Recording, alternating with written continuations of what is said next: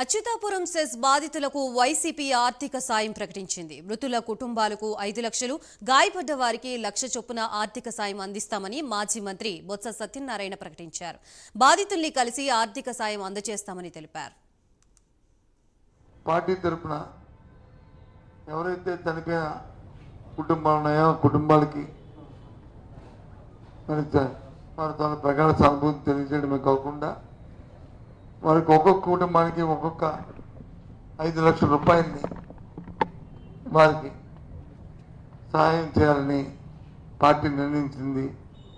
ఈ విషయం నిన్న పొద్దు జగన్మోహన్ రెడ్డి గారు మాకు చెప్పేది ప్రకటించమని చెప్పారు. దాంతోపాటు ఎవరైతే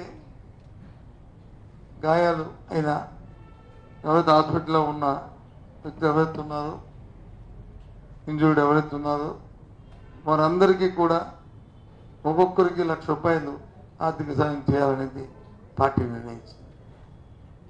ఇవన్నిటినీ కూడా